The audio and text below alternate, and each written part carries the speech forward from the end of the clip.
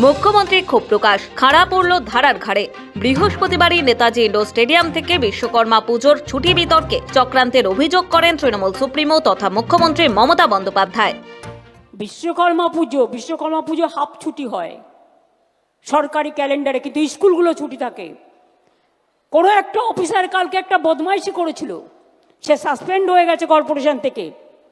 কোনো ছুটি উইথড্র করা হয়নি, মিথ্যে কথা, অ্যাবসলিউটলি রং। বিজেপির কিছু নেতা থেকে চুনোপুটি থেকে রুই কাতলা টাকায় চলে এজেন্সি দিয়ে। কেউ একটা নিউজ করছে, সেটাকে ইমপ্লিমেন্ট করছে কে? 50টা এজেন্সি কমসে কম বাংলায় পাঠিয়েছে। কেন? বদনাম করবার জন্য। মুখ্যমন্ত্রী সেই ক্ষোভ প্রকাশের ঘণ্টাখানেকের মধ্যে সাসপেন্ড হন শিক্ষা বিভাগের চিফ ম্যানেজার সিদ্ধার্থ শঙ্কর ধারা।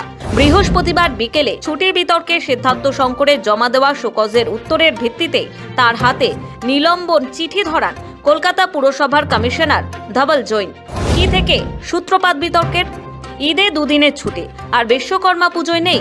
কলকাতা পুরসভার নয়া বিজ্ঞপ্তি ঘিরে শোরগোল পড়ে যায় রাজ্যে। বিষয়টি প্রকাশ্যে আসতেই শাসক দলের বিরুদ্ধে বিশেষ একটি ধর্মকে তোষামোদ করার অভিযোগ তোলে বিজেপি। শুনুন, আমি বলেছিলাম এই সরকারটা মুসলিম লীগ সরকার। মুখ্যমন্ত্রী তেলে বেগুনে হয়ে উঠেছে। কলকাতা কর্পোরেশনের নোটিশ প্রমাণ করলো ঈদে দুদিন কেন 4 দিন ছুটি দেন না? বিশ্বকর্মা ছুটিটাকে বন্ধ করে কেন? হিন্দুদের উপর আঘাত করে কেন? এতে কি মজা পান আপনারা? ইসলামিক দেশ পাকিস্তান, তারা সবে ভারতে 1 দিন ছুটি দেয়, আপনি 2 দিন ছুটি দেন। কেন করেন এগুলো? আপনি হিন্দুদের আক্রমণ করছেন কেন? বিশ্বকর্মা পুজোর দিন ছুটি কেন আপনার বন্ধ হবে? আমার বক্তব্য সারা ভারতবর্ষে ঈদ উল ফিতরের ছুটি 1 দিন হয়, কিন্তু কলকাতা কর্পোরেশন যেহেতু জনাব ফিরহাদ সুরাবর্দী হাকিমের দ্বারা শাসিত, যিনি দাওয়াত ইসলামের কথা বলেন, তাই এখানে 2 দিন করা হলো। কলকাতা কর্পোরেশনের হগ মার্কেটে অবস্থিত কলকাতা কর্পোরেশনের এডুকেশন ডিপার্টমেন্ট বা শিক্ষা দপ্তরের এই বিজ্ঞপ্তিটি প্রত্যেকটি সনাতনী বাঙালির হৃদয়ে ঘা দেবে, মনে অশান্তি সৃষ্টি করবে। কিন্তু তারা এটাও মনে করতে পারে যে রাজ্যের মুখিয়া মাননীয়া অমৃত কুম্ভকে মৃত্যু কুম্ভ বলতে পারেন, তার মেয়র, তার প্রিয় ববি কলকাতা কর্পোরেশনে বিশ্বকর্মার ছুটি বাতিল করে ঈদের ছুটি 2 দিন বাড়াবেন, সেটাই তো স্বাভাবিক। সনাতনী বাঙালি ভাবুন আমরা কোন পথে চলেছি।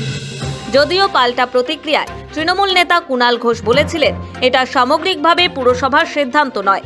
একজন আধিকারিক কারো অনুমতি না নিয়ে এই ধরনের একটি স্পর্শকাতর বিজ্ঞপ্তি জারি করেছিলেন।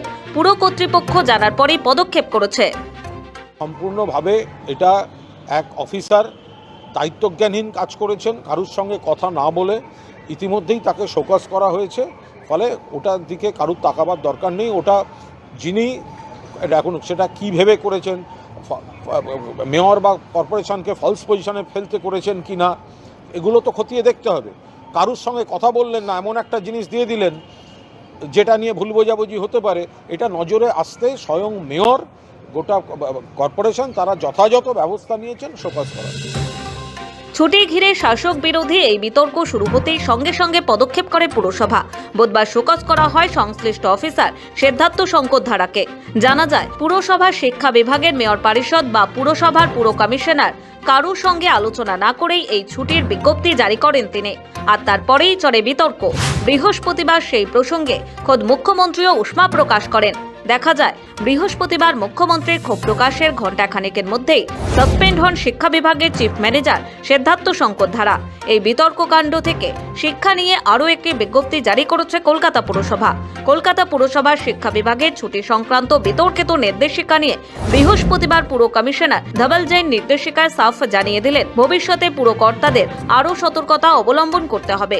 বিশেষত নীতিগত সিদ্ধান্ত বা রাজ্য সরকারের বিষয় জড়িত থাকলে শীর্ষ কর্তৃপক্ষের অনুমোদন ছাড়া কোনো নির্দেশিকা জারি করা যাবে না। প্রতিটি বিভাগের কন্ট্রোলিং অফিসার ও ডিজিদের এ বিষয়ে কড়া নির্দেশ দেওয়া হয়েছে। সৌভিক সান্যালের রিপোর্ট, সময়, কলকাতা।